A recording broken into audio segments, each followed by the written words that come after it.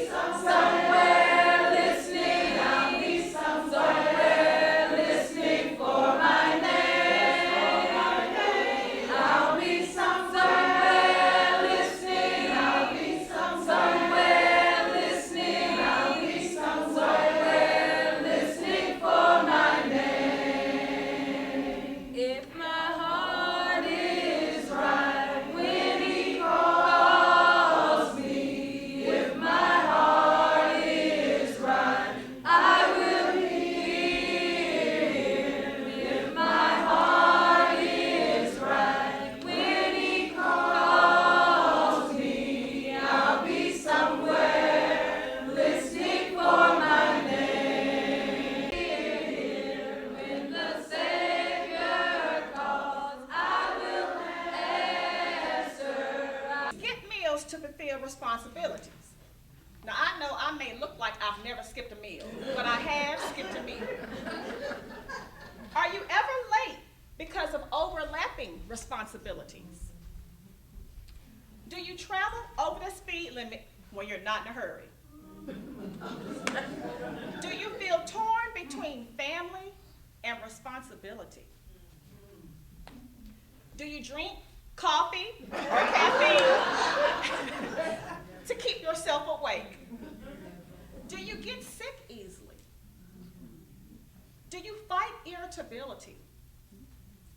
Do you have difficulty sleeping? Do you lie? Do you dream or lie awake worrying about work or things you need to do the next day? Do you feel guilty if you do absolutely nothing? While all women face busy seasons, it's important to be aware of the physical, spiritual, and emotional burdens that accompany a lifestyle that's stretched too thin, hence living in the fast lane. All of us are on some type of journey, wouldn't you say? Yes. Life is a journey. As we begin each day, we have choices we can make with regards to our journey. We can choose to take the scenic route like our bus driver did. Or, that was a scenic route, let me tell you. Or, we can exceed the speed limits. Just know that if you choose to exceed the speed limit and live life in the fast lane, you come into contact with troubles that you could have avoided if you have taken the scenic route. In the Savior calls, I will answer. I'll be somewhere listening for. Being in 2005 kind of led to where you are now. And then I also want you to think about 10 years from now. So, I can't do math fast, but 2025, okay? And think about maybe some of the, where you may see yourself, in 2025. Man, that sounds like a long time.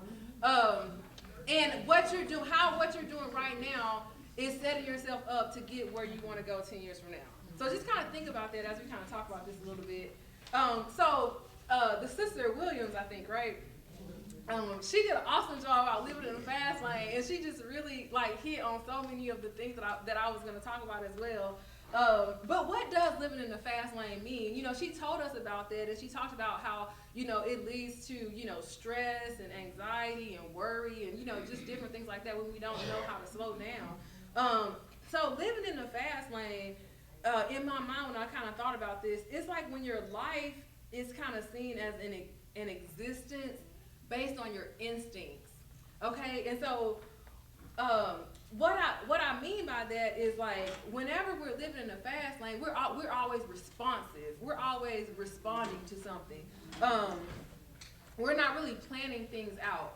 You think something, you say it. You know, you feel something, you do it. You want something, you buy it, even if you don't have money for it. You know, you charge it. You know, so we're not really making sensible decisions all the time when we're living in the fast lane. When we're living in the fast lane, we're not really saving like for a rainy day. We get extra money, we get something.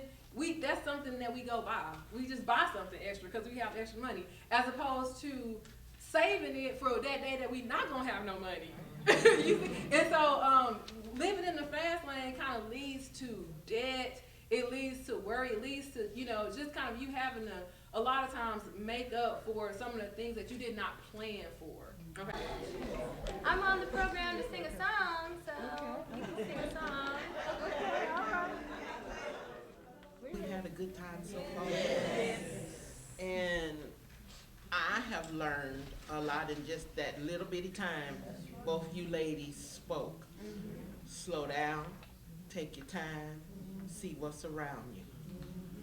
And at this time, I am going to present to our two speakers. We would like for you two to come up. And as they're coming up,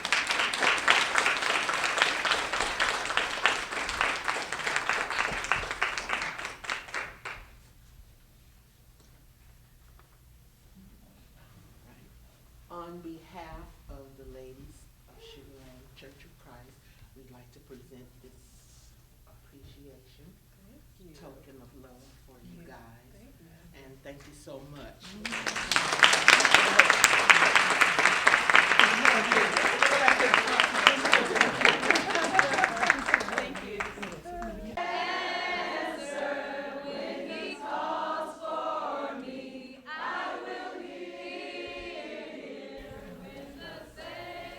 I got this little song and I got to get it out my chest, Sister Beaty. Got to get it out.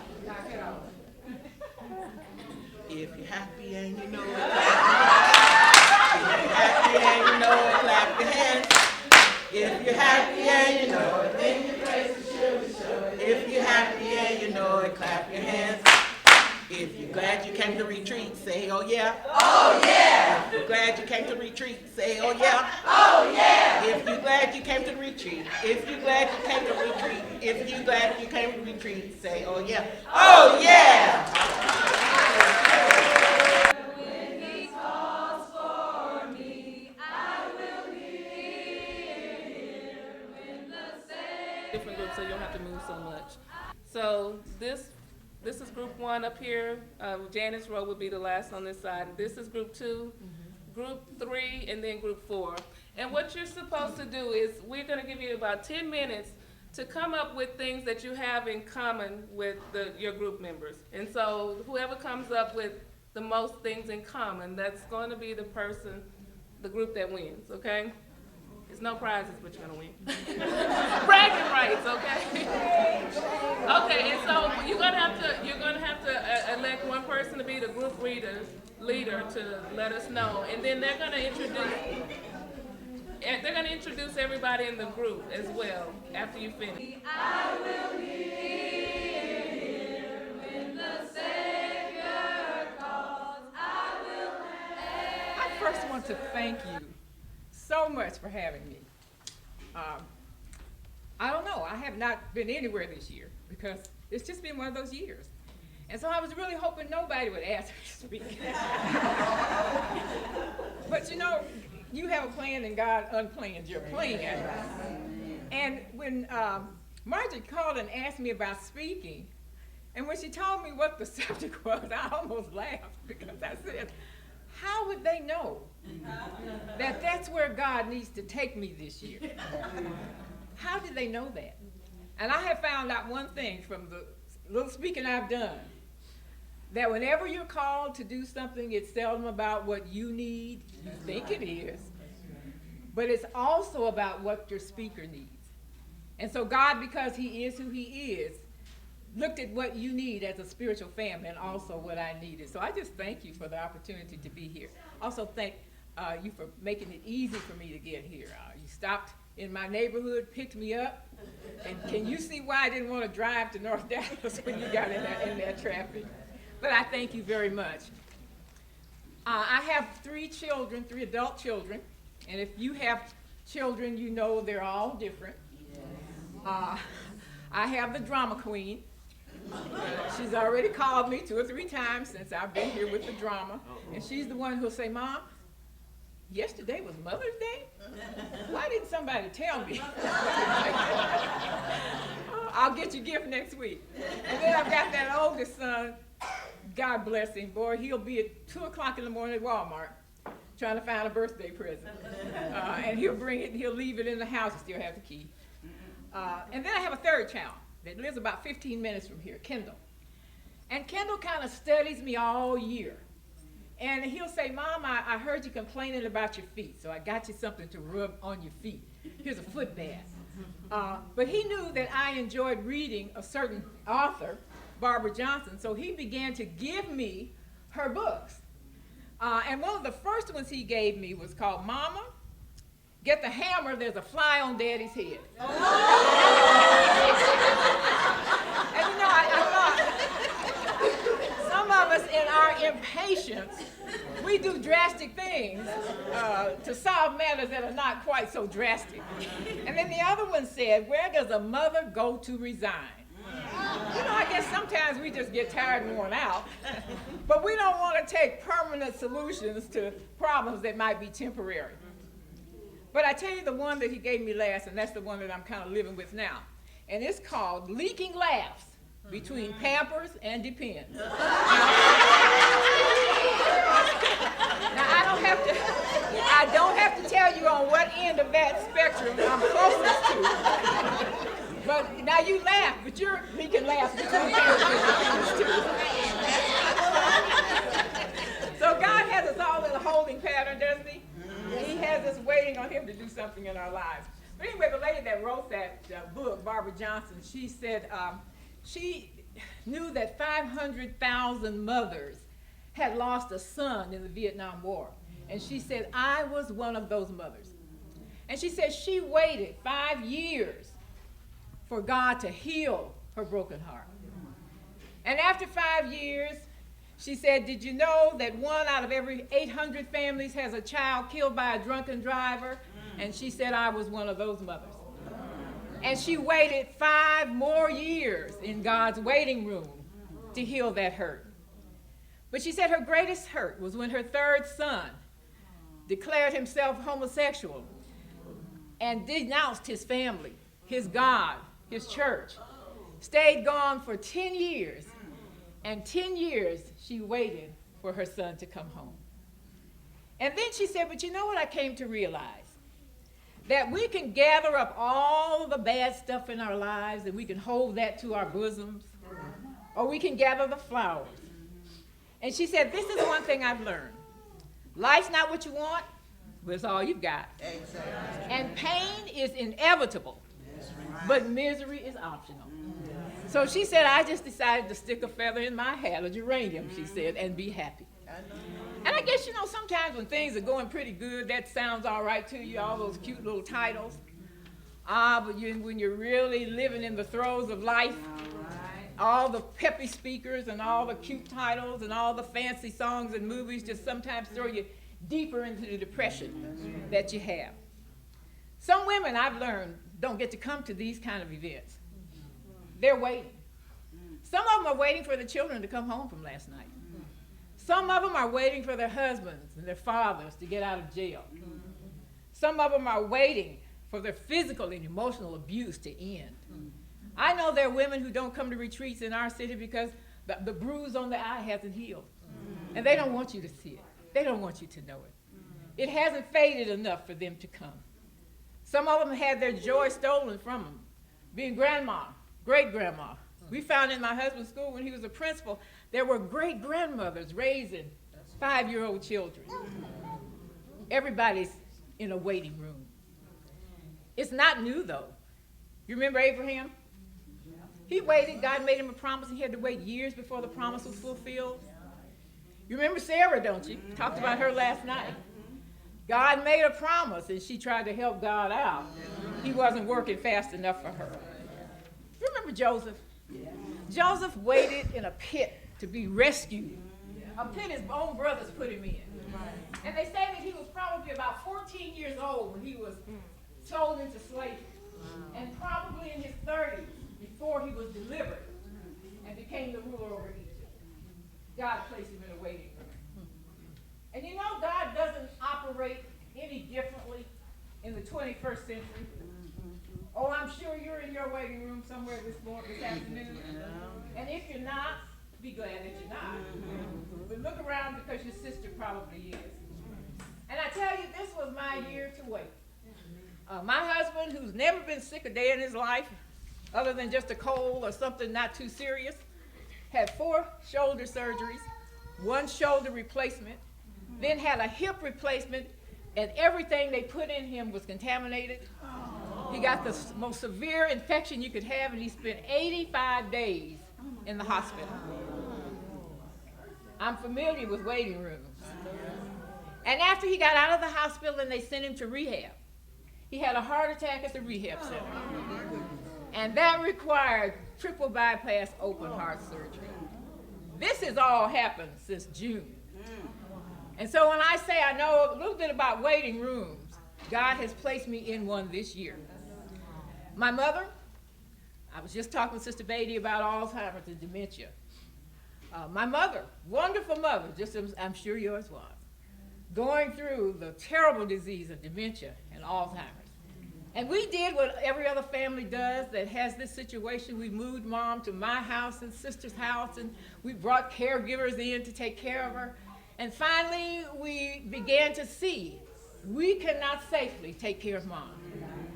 And so one of the hardest things we had to do was to let go of the care of our mother physically and put her in somebody else's care. And every day that I'd go up to where she lives, I'd sit in the car and I'd just wait. And sometimes what I was waiting for was enough courage to walk through the door and to see whatever it was that I was going to see from my mother. That's God's waiting room. I've had to wait over the last few weeks because now we have placed her under the care of hospice. And that's a different kind of wait. Because now I know what the wait is all about, and I know where it's going to lead. I'm not waiting in anticipation of her getting well, of her getting better. I know what that wait is all about. And so I want to share with you for the next few minutes some of the things that have helped me and which I think will help you in your waiting room. First of all, ladies, you got to recognize who's in control of the waiting stage. Somebody mentioned that last night. You are not in control. Paul said it to the Christians. He said, don't you know your body is the temple of the what? Of the Holy Spirit, which you have from God. He said, you are not your own. You were bought with a price. We used to have a little poem that my students memorized by Nikki Giovanni called My House. And she said, this is my house. And if I want to cook sweet potatoes and call them candy yams, I will, because it's my house and I run the kitchen. And she said, if my windows are dirty, it's okay. Because if I can't see out, you can't see in. She said, after all, this is my house. Well, I hate to have to tell you this, but it's not your house. We had a poem in the 7th grade. It was either Thanatopsis or Invictus. I can't remember which one. But it said something like this. It says, I am the master of my fate. I'm the captain of my soul. What is that? Is it Invictus? It's Invictus. Well, you're not the master of your fate. Neither are you the captain of your soul.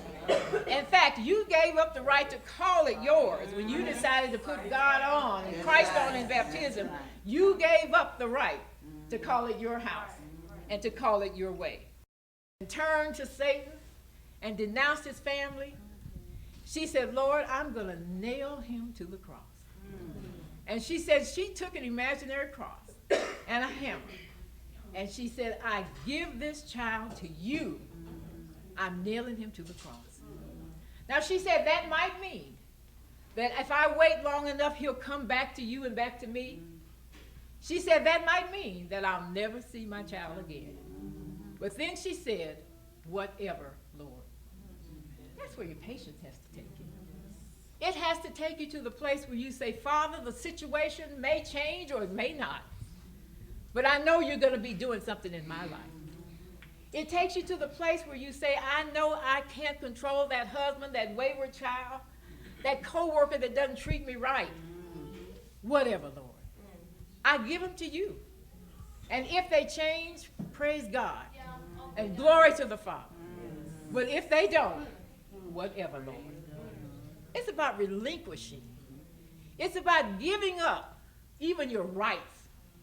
It's about putting on hold that which stands between you and trusting the Father. I challenge you tonight to take any of the promises of God and put God to the test. He said you can do it.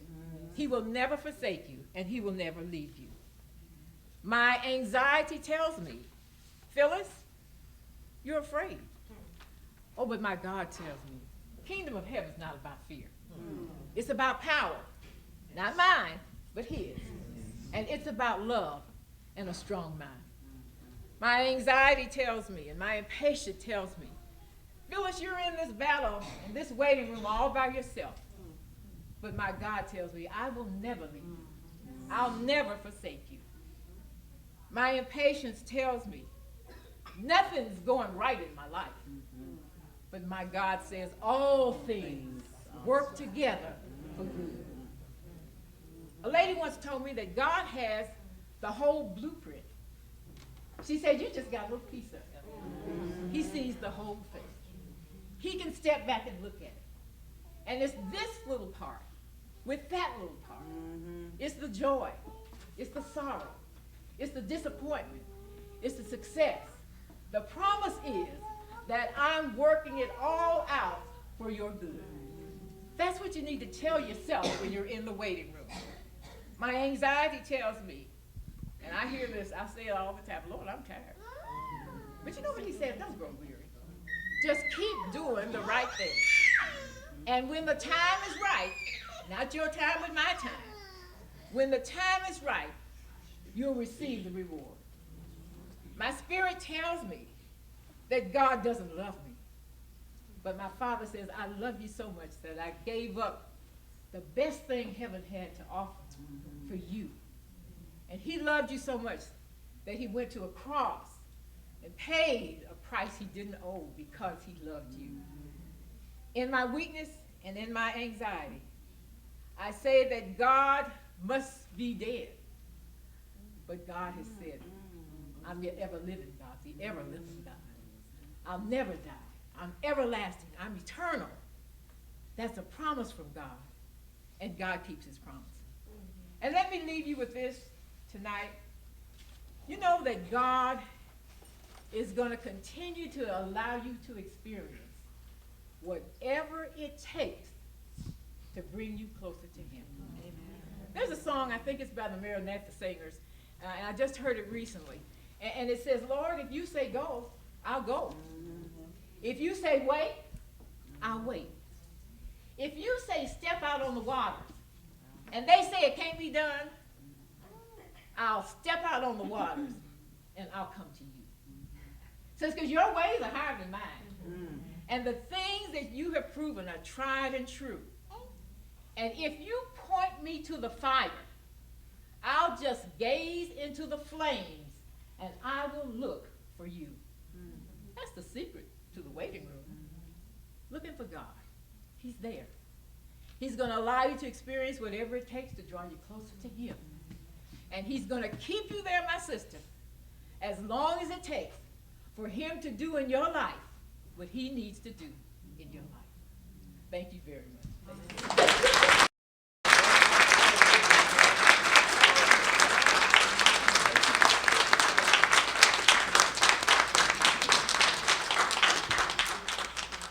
To them that love God. And what I love about Paul when he wrote that, he wasn't saying that all things will be good, but when we love God, it'll turn out for our good. And so thank you so very much for that.